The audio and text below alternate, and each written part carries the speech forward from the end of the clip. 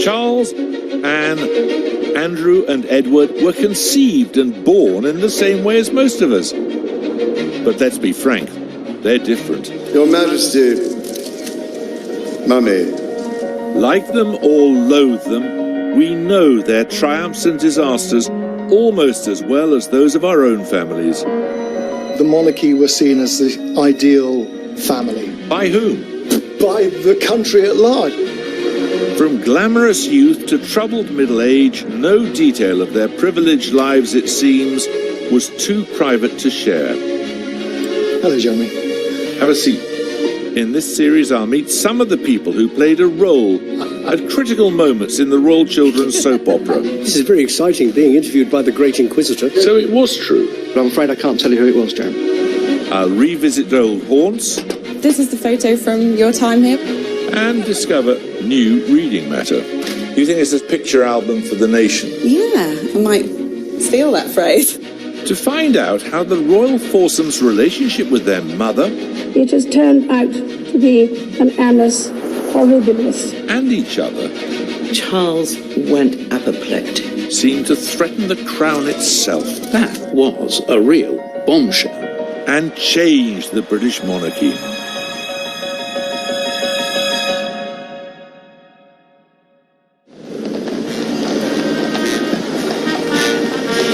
I used to believe that Britain should be a republic.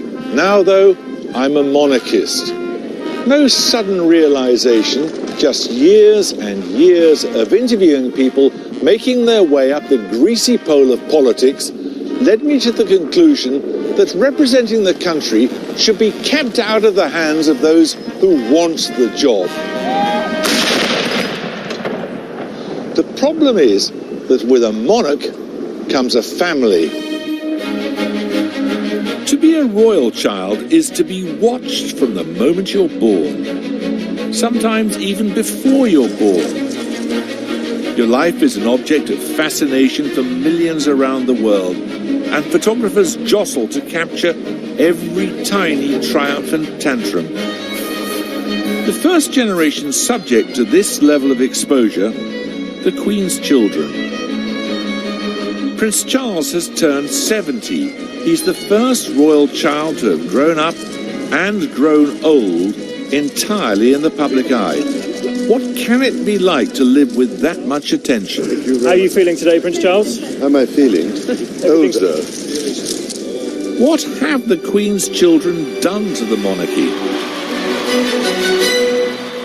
The problem that they have is that they've got to walk this very, very narrow tightrope of being a family that ordinary people can identify with, but at the same time being a family which attracts the respect, if not the reverence, of the vast mass of the public. And they're not. They haven't been, have they? No, they haven't. The palace wanted to use the Queen's children to keep the royal family loved by the people. But over the decades, as all of us watched, nothing went to plan. Charles and Anne, the two eldest children, were born into a country exhausted by war. The royal family was riding high, having won the public's affection by sharing its pain. Then, in the years of peace, Princess Elizabeth married. She and her husband, Philip Mountbatten, started a family. At first, they kept their children private. We should like to see more of him, but the insatiable demand of the public has had to bow to the princess's very proper determination that her son shall not be spoilt by publicity. Firstborn Prince Charles was only put on show on special occasions, like the birth of his sister Anne.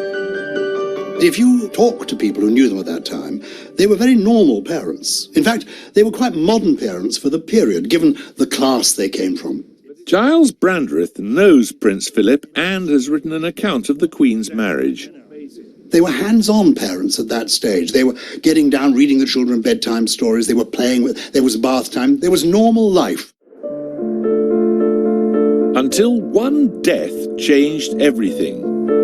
When his grandfather died, 200 million viewers worldwide watched Charles watch as his mother was crowned queen. Just 4 years old, he was heir to the throne. Suddenly, the dynamic of the family completely altered. They had been husband and wife and 2 small children. Now it was sovereign and consort, and prince and princess. From now on, the 2 royal children would have to share their mother with her more than 500 million subjects, and they would share their own lives with the public and the ever-present cameras. After the war and the coronation, the royal family had been tremendously popular. The planners in Buckingham Palace decided to keep it that way, and key to their plan were the royal children. The Queen now had 2 jobs, mother and monarch, and duty would have to come first. Just months after the coronation, Charles and Anne didn't see their parents for half a year, when the Queen and Philip went off to tour the Commonwealth. The Queen was now distracted by being the Queen. She had to be away. She had state papers to deal with. Prince Philip had to play second fiddle, and the Queen's changed priorities strained her marriage. When you're that public, you just have to live with the impertinent speculations of others, even about your love life. 10 years after they married, I think there was almost a reawakening of the marriage. Maybe there'd been some downs in the 1950s, but then there were ups. And the result of the ups were Prince Andrew and Prince Edward. Thanks to the nearly 14-year age gap, Anne was more like an aunt to her baby brother Edward. Charles wrote from school with polite inquiries about the baby. But behind this image of a happy family, Charles was an unhappy child.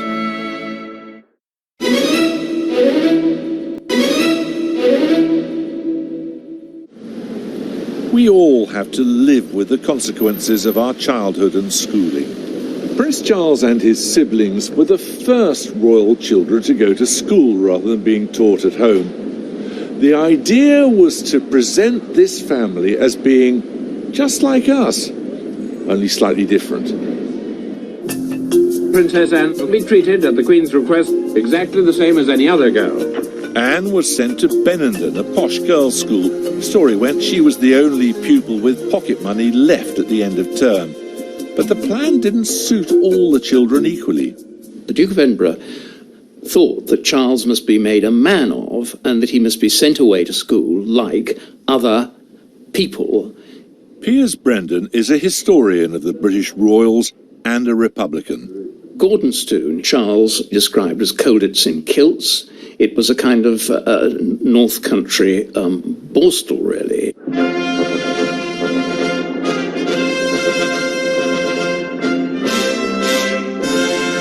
Prince Philip had loved the Spartan life, but his son is said to have viewed the prospects of Gordonstoun with some foreboding. It really was an utterly brutal academy. I mean, the boys were horrible to him. If somebody came up to talk to him, they made slurping noises to indicate that they were sucking up to him. So he had no really human contact in the place. It was so unpleasant at Gordonstoun that I think he lost confidence in himself and became the sort of twitching, neurotic person that we know, always playing with his signet ring and loosening his collar and doing all these sort of nervous, twitchy things. Charles struggled at Gordonstoun, but when boisterous Andrew and sociable Edward arrived there, they seemed to thrive. Those children were appearing to lead a relatively normal life, weren't they, regardless of how they felt about the school? Yes, they were. They led a much more normal life than previous royals had done. But at the same time, one minute they're meeting people on a sort of level of equality, and the next minute they're a gloved hand waving from a gold coach. It's a very difficult balancing act. After Gordonstoun, Charles was again the guinea pig for a new style of royal education. Again, he had no say in the matter. It was decided at a palace dinner party. Among the guests, the Prime Minister, the Archbishop of Canterbury, and Prince Charles's own personal Svengali, Uncle Dickie, Lord Mountbatten. The conclusion of this distinguished gathering was that this not particularly talented and not particularly academic young man, who just happened to be heir to the throne, should go to Cambridge University, and after that, to Dartmouth Naval College. It was, Prince Charles is said to have remarked later, awful to feel so programmed. Aged 18 and armed with 2 A-levels, Prince Charles arrived in Cambridge. The 60s were in full swing, though you'd never have guessed it from Charles's outfit. Well-wishers shouted, "Good luck," and the prince replied, "I'll need it." I arrived in flares and hideous shoes a couple of years later. I was just starting as a student here at St Catherine's College when Prince Charles was starting his 3rd year down the road at Trinity. His room was just in the corner over there. You can't see it from the road, nor could you see it from the back of the college, and you certainly never saw him in the pub. People claimed to see him in the street or in the library, though I never did. In fact, his social circle had already been chosen for him. You wouldn't just walk over and chat to them. People were much more respectful in those days. Roderick Munro Wilson was a friend and Cambridge contemporary of the young Charles. And when one talks about being a friend, Rab Butler, who was master of Trinity at the time, had really decided there were about 24 guys that it was suitable for him to mix with. So the master of the college was deciding who could be his friend? Yes. Yeah. That's very strange. Yes, you had to be on the list. You almost sort of had to be on the list to have a chat with him. What did the other undergraduates think of Charles having got there with pretty indifferent A-levels? I don't think anybody cared a monkeys. Nobody would have dared to have. I mean, I think people felt, look, this guy's going to be the King of England. And he certainly worked hard. He went to his lectures and he was beavering around. You know, he wasn't a total party boy. Neither was I, honestly. I edited the university newspaper. This is our news offices. Yeah, we had a much bigger place. Oh, really? Mind you, it wasn't as clean as this. No. This is the photo from your time here, which I'm sure you remember. I can recognise 1 or 2 people there, some of whom unfortunately are dead, and some went to the House of Lords, not as much difference. You know, I do remember that, long time ago. And when you look at the newspapers of the time, the university newspaper, Cambridge Sex Poll Surprise, don't worry about that, of course, it's all made up, or certainly was in my day. And then there's an article by Prince Charles on page 11. First impressions of Cambridge by Prince Charles. I arrived not without trepidation. This time I was wedged into a mini, which is a form of travel not normally employed when there are people to meet upon disembarkation. And it continues in similar vein for 10 or 12 paragraphs. All of it tosh. If I'd been editor, it wouldn't have been printed. But that wasn't the point. The point was that he became the first heir to the throne to complete a university degree.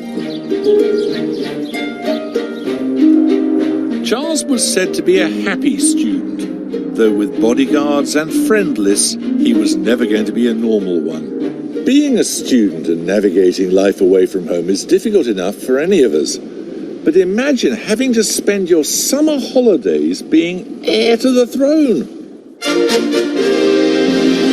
That's what happened to Charles when, halfway through his studies, he was invested as Prince of Wales.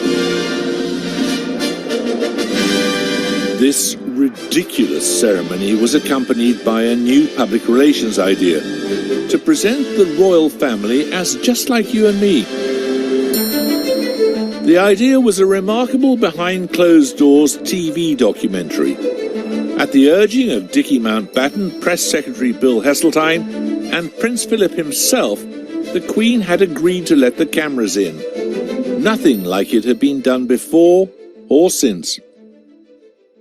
It was Bill's idea, and it did work at the time, because in 1969, the royal family were perceived as probably dull, uninteresting. Nobody really knew about them. Nobody knew what they did. Dickie Arbiter later followed in Heseltine's footsteps as Palace Press Secretary. It was a bit stage-managed, and it was an opportunity for the public to see this family. They do ordinary things like you or I, but slightly differently.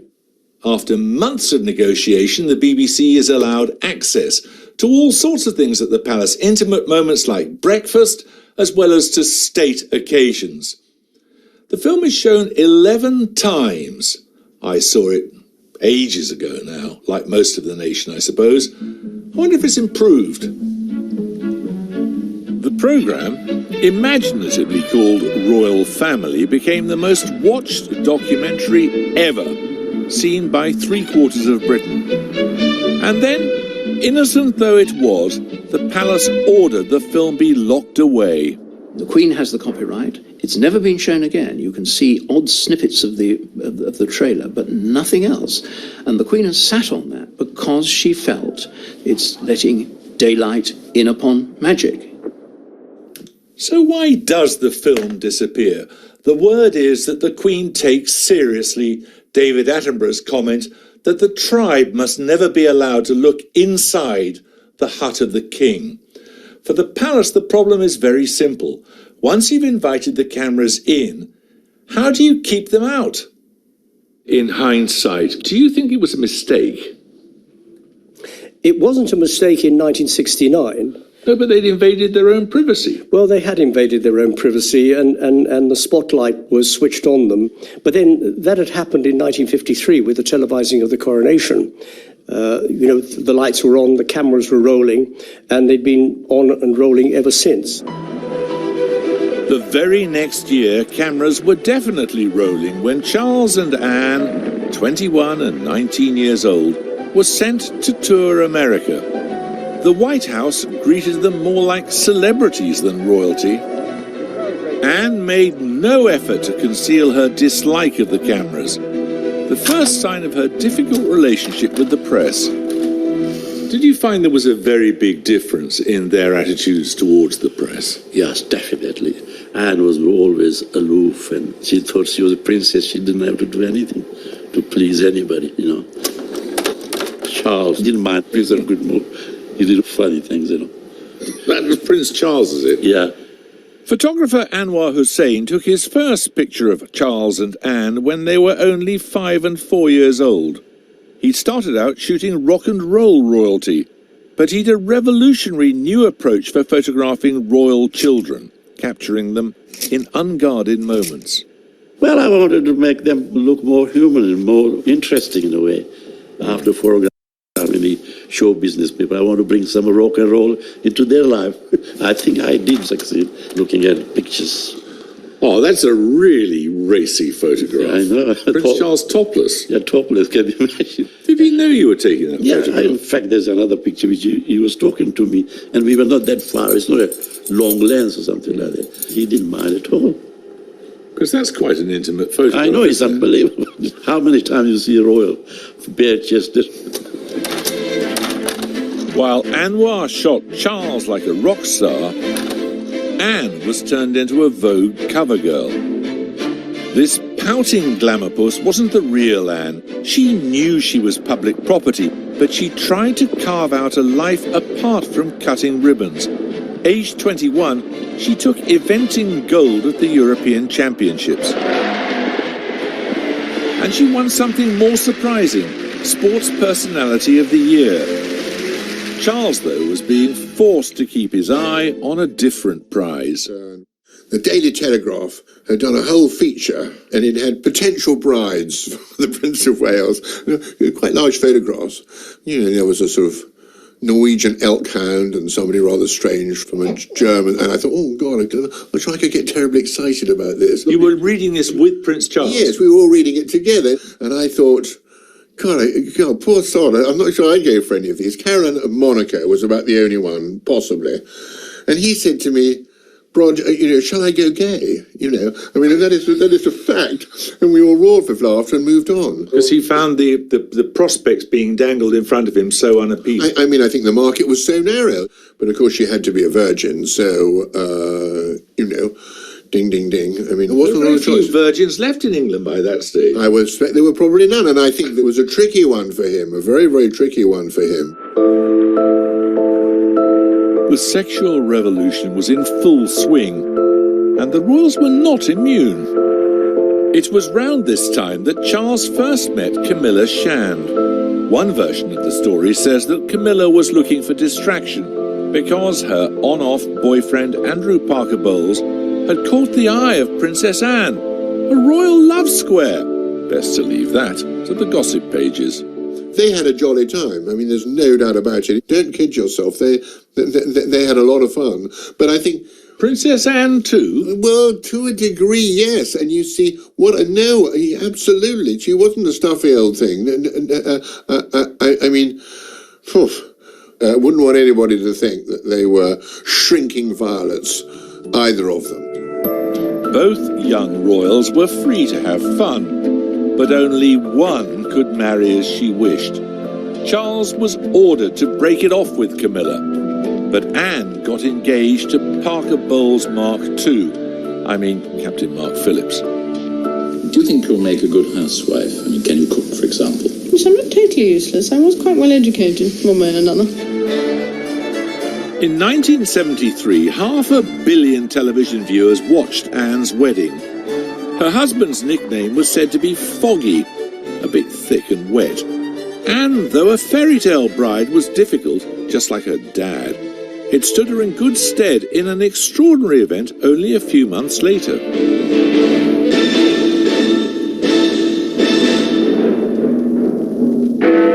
Shots have been fired at Princess Anne and Captain Phillips. Well, with me now is somebody who witnessed the whole incident, Miss Sammy Scott. What in fact happened?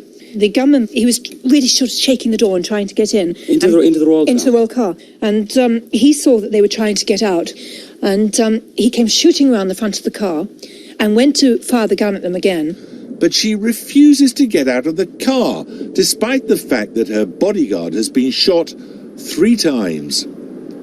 Whoever was behind this, comments Prince Philip later, didn't know what he was getting into. Anne's bravery sent her popularity soaring, and things are about to get even better for the royal family as the most glamorous member comes of age. Randy Andy is the best known, and his romantic adventures have been well publicised.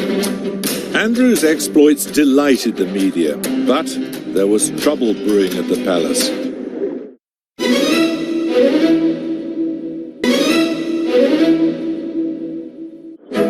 Andrew, the eldest of the second family, had been born when his mother had settled into her role as queen and her marriage was back on track. After Charles and Anne were born, there was a good deal of froideur, I think, between the Queen and the Duke of Edinburgh, and they then came together to have the last 2 children. Andrew was the fruit of that love affair. A scaled-down version of the James Bond car for young Prince Andrew. Rotating number plates to fox the footman. Machine guns behind the sidelights to put bullets in the butler. While Charles and Anne had often been left alone during their early years, Andrew was an indulged little boy, and he grew into a handsome young man. If you look at his face and the hairstyle, he's like Robert Redford. You can see him really posing for the picture. This was the Randy Andy period. Yeah, the Randy Andy. All the girls were going mad on him. He enjoyed that. Though it may seem improbable now, youthful Andy was hot property, a pin-up. He was even serenaded by 14-year-old Colleen Nolan in her solo single, Andy. The best of the Nolan sisters, there it is. I like your mother, sister and brother. I like your daddy, he's really cute. But Andy, I love you. This is appalling. You come to my house, I go to your house. We spend the evenings watching TV. Oh, Andy, I love you. It's absolutely appalling, but it does make you realise that once upon a time, Prince Andrew was a heartthrob, at least to teenage girls like this one. Action man Andy skipped university and went straight to Naval College, which went down well with his naval officer father. He completed the Marines Commando course, just to show he could, Before qualifying as a helicopter pilot, then aged just 22, he fought in the Falklands. Prince Andrew is obviously the Queen's favourite son. He was heroic during the Falklands War. She clearly has a very soft spot for him. And when Britain won a remarkable victory, he got a hero's welcome. He seemed to love every minute of it. He was really full of himself. He was showing off the Queen and throwing his hat in the air, and he grabbed one of the roses and put his mouth at the time to make a face. So do you think he was clowning about for the camera? He was so excited. He was like a child coming back, and his mum was there. The public was greedy for royal stories, and so the handsome young Prince Andrew seemed a godsend. The press quickly dubbed him Randy Andy, and he had to live up to it. He did that best in his romance with Koo Stark, an American actress whose first film was the movie All I Want Is You, and You, and You. Needless to say, the romance was doomed. Charles and Anne had become public figures whether they liked it or not, but with the whole Randy Andy caricature, things began to spiral out of the palace's control. In 1983, the relationship began going medals up. A newspaper article based on a palace servant's gossip, including details about Koo, was the last straw. The Queen issued her very first injunction. That settled out of court, but it was a sign of trouble to come. The palace had opened up the royal children's lives. Andrew was a great story, so as Edward came of age, the press was watching his every move. He didn't want to be an ordinary person, but he wanted to try and do what he wanted to do within the royal family. Ingrid Stewart interviewed Edward in the 1990s for his biography. Did he expect deference from others? No deference. He didn't like deference. When he was up at Cambridge, he found it much easier to converse with people that worked there rather than the sort of middle-class English who were students there. Well, they wouldn't know how to deal with him. They didn't know how to deal with him. And nobody knows what it's really like except your own family. Edward hadn't yet found a role for himself in the modern royal family, but it was time for his older brothers to fulfill their inescapable royal duty, marriage. And I suppose in love? Of course. Whatever in love means. The palace had finally located a virgin bride for Charles. She was 20-year-old Diana Spencer. Their wedding was spectacular. It cost an estimated £30 million, more than $100 million today. Security costs were paid by the taxpayer, but no one was counting. 5 years later, Andrew married feisty Fergie. These were weddings the whole world wanted. Everyone loved them. Diana Spencer and Sarah Ferguson were box office, but gosh, they disrupted family dynamics. I mean, Princess Diana's relationship with her in-laws was something entirely different. Richard Kay was a Daily Mail royal reporter who became a close confidant of Princess Diana. I remember Diana saying, if Anne's there, I'm off, because normally Anne would say something rather cutting to her. Diana and Fergie were much better than the royal siblings at appearing human. Dedicated and hard-working Anne was most rapidly eclipsed. Diana made her look out of touch. It could be said that the AIDS pandemic is a classic own goal scored by the human race on itself. Staff at the hospice say the princess is an inspiration. By touching and talking to patients, she reduces the prejudice, stigma and fear of AIDS. Princess Anne, she had no time for Diana. She didn't like the way she went about her duty and the way she used the cameras and the media to promote herself in her eyes. Anne had a much more traditional approach to monarchy and royal duty. Diana had a much warmer relationship with Prince Andrew, who she had known well since she was a child. They played together as children on the Sandringham estate. When Andrew served in the Falklands, it was Diana who wrote to him with the family news. And equally, Diana was not so close to Prince Edward. Edward knew which of the wives he preferred. He actually used to sometimes have lunch with Fergie, who would drive from the palace and meet him here and take him out to lunch, because they were very close at one time. Why were they close? I think he liked her, and she liked him, and she was young and fun, and she was interested in what he did. Afternoon.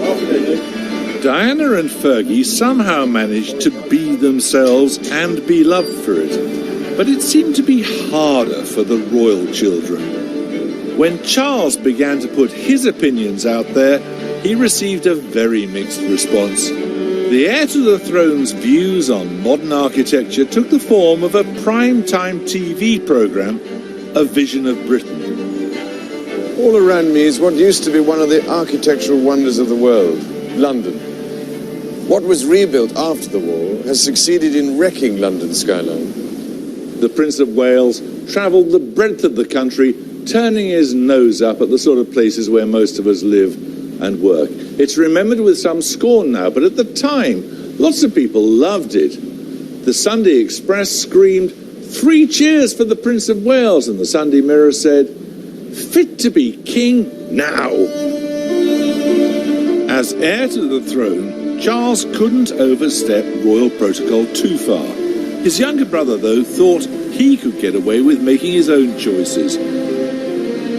After university, Edward followed the time-honoured royal route into the armed forces. He first showed off his new uniform at the unveiling of the statue to Lord Mountbatten. Everything seemed just a little big. He joined the Marines, but had doubts just a few weeks in.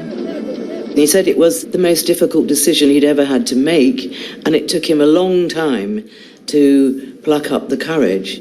Did he tell you what the reaction was in his family when he quit? He didn't tell me that, because that's very personal, but other people in his family told me. The weekend before, Princess Anne, Mark Phillips, Fergie, Andrew spent the weekend with Edward at Buckingham Palace, and they had dinner and they talked about it, and Anne, who's very close to Edward, said, "Come on, Ed, it's only 35 weeks, you've done 10, just finish the course." And Edward said, "Agreed." So the next morning, Anne was driving back to Gatcombe in her Reliant Scimitar or something, and she practically put the car in the ditch when she heard on the news that Edward had decided to quit. Edward's heart was set on something that really broke the royal mould. Showbiz! Prince Edward started his really useful job this morning as a production assistant at the Palace Theatre in the West End of London. The box of tea bags the Prince carried seemed to show that he expects to start the job from the bottom. But Edward's next step proved disastrous for the royal family's reputation. Edward roped in celebrity names like Tom Jones and Cliff Richard for a special charity edition of the bonkers TV show It's a Knockout. Royal Knockout was dreadful. It was conceived as a means of raising money for charity, and it was Prince Edward's idea to bring in members of the royal family, along with celebrities who would do all the silly games, with the royals encouraging them to do it. Punk rocker Toyah Willcox signed up. What were the royals like as team leaders? Edward was very chivalrous and polite and almost army-like. Fergie's team just cheated from minute one all the way through. Andrew, I found breathtakingly shy, and he really almost needed Princess Fergie to just help him be present among all those people. And Anne was magnificent. She never kind of lost her cool, where the rest of us were like baying hounds. But Anne was just rock solid. You thought that doing It's a Royal Knockout was a good idea. So obviously did lots of other celebrities at the time. I didn't think it was a bad idea. No, but, well, it was subsequently absolutely pilloried, wasn't it? I believe for 1 second in time, it turned. There was a tipping point. What was that? Prince Edward didn't want the press milling around. And he went into the press tent and he just said, "No, you're staying in the tents." And the whole atmosphere just flipped. I only hope that you've enjoyed yourselves. Have you? Well, thanks for sounding so bloody enthusiastic. Obviously, Edward was breaking all protocol. He was doing something that's never been done before. Well, it had never been done before for very good reasons. But look at royals now. In the evolution of royalty, I think it was inevitable, and I think this was the beginning. And it was shown around the world, and it was really good fun. So, Toy, let's play a game of It's a Royal Knockout, one of the worst board games ever invented. Roll the dice.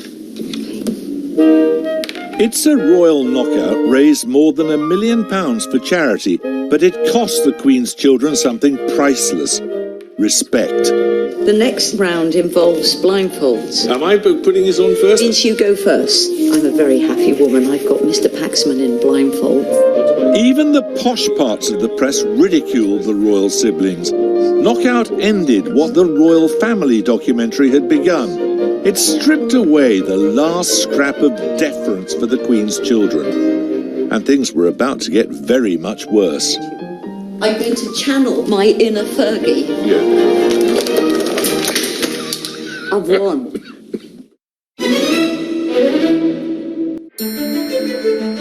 The 80s had revolutionized the public image of the royal children, but not for the better. Suddenly we were treating them much more like soap stars than we had rather in the past, in the 60s and the 70s, when I suppose the age of deference was still holding true. Phil Dampier was hired by The Sun in the 80s to meet the soaring demand for stories of the royal marriages. If you're going to have a royal family and these people are on the public payroll carrying out public duties, it's then very difficult to say that their private lives don't matter. There is an interest by the public, but the public interest is something else, isn't it? No, I think the public do have a right, and I think there is a public interest when you're paying for them. The rules had changed.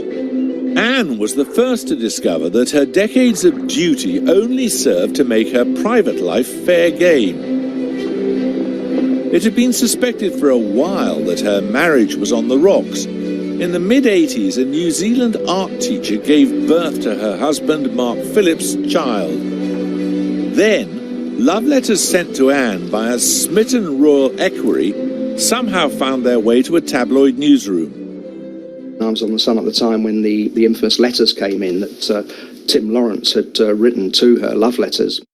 Because the romance was now public, Anne had no choice. Divorce? Very mirror. Never been mentioned by anybody.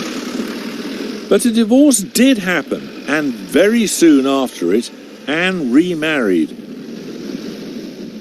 We had this bizarre wedding up in Scotland where Princess Anne married Commander Tim Lawrence, and there was hardly anyone there. It was almost like they were trying to hide it and just get it over and done with.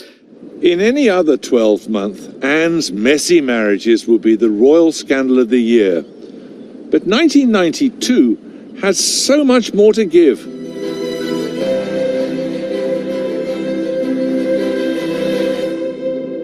We just didn't know the extent of it, so it was quite extraordinary to see how both marriages of Andy and Fergie and Charles and Diana fell apart within years. For how long did the palace keep on denying that that was the state of affairs?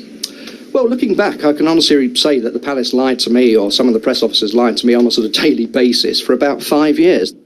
You were working in the palace by the time that Charles and Diana's marriage went bad, weren't you? Yes. Did you really think it was acceptable to mislead the press then? At the time, it wasn't acceptable, but it was... But you did it. Pardon? But you did it. We did it because we had no option but to do it. By now, Palace Press Secretary Dickie Arbiter was firefighting a bonfire of royal reputations. We had 2 marriages going pear-shaped. In fact, 3 marriages, because in 1992 you had the Princess Royal getting divorced. You had Fergie having her toes sucked in the south of France while sunbathing topless by her financial advisor. At that time, the royals were a good story for the press, but Charles and Diana were the story. Charles and Diana were going out to represent the UK. They probably didn't want to be in each other's company and certainly didn't want to be in South Korea. And that was very apparent. When the door opened, I said to the policeman next to me, we've lost this one, and we did lose it, because that's all the media interest was in them, in their body language. Famous picture, laying a wreath at the War Memorial in South Korea. The body language was there for everybody to see.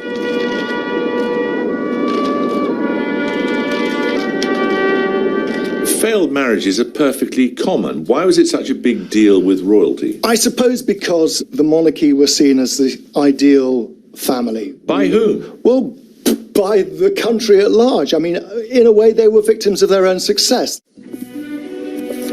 As children, the siblings had been watched by us all. Now we pored over every detail as their adult lives fell apart. You forget how much of this stuff there was. It starts early in the year in the spring, and it continues right throughout the summer, and almost every member of the royal family is involved. Fergie's stolen kisses, Charles's secret bedtime phone call, Diana, I may never be queen. It's almost as if the royals have become sort of a blood sport on the front pages. You look at 1 week here in August.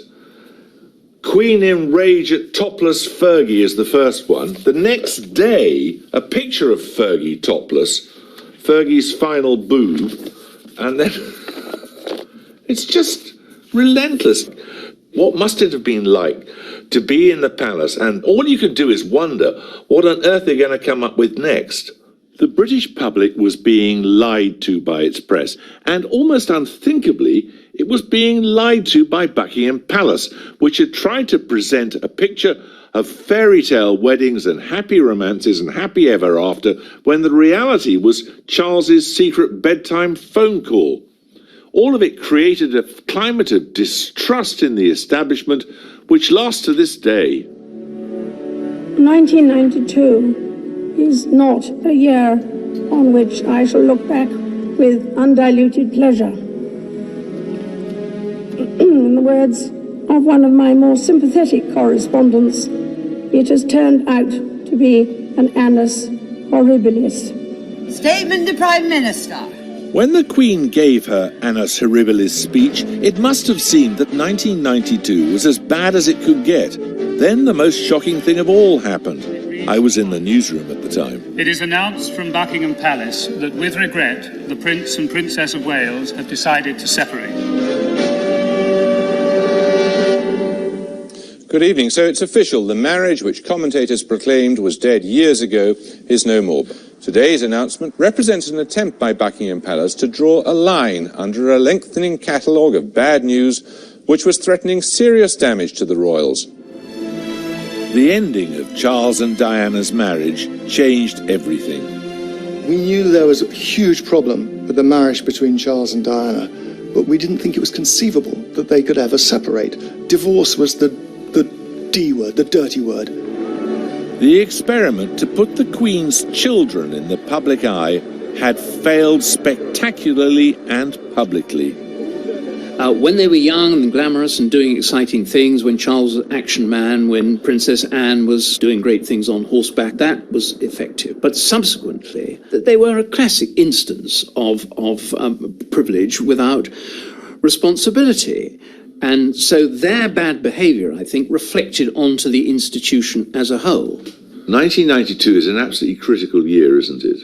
Everything went wrong for the royal family in 1992. It was a symbolic moment in which you could say, was the monarchy actually imploding? Was it all going wrong? The royal children were blamed for bringing the monarchy into disrepute. But it was hardly their fault. They had lived in the public eye since they were in nappies. The palace plan had been to make us able to relate to them as human beings, and like human beings, all human beings, they made mistakes. So, could the royal family ever regain its magic? Next time, we'll discover how tragedy brought the royal family to its lowest ebb. Charles said specifically, I'm going to get the blame for this. And why the Queen read her children the Riot Act. They realised that the the monarchy itself was in peril. Charles used his own children to reshape the royal family. But in his vision for the crown, what place is there for his siblings?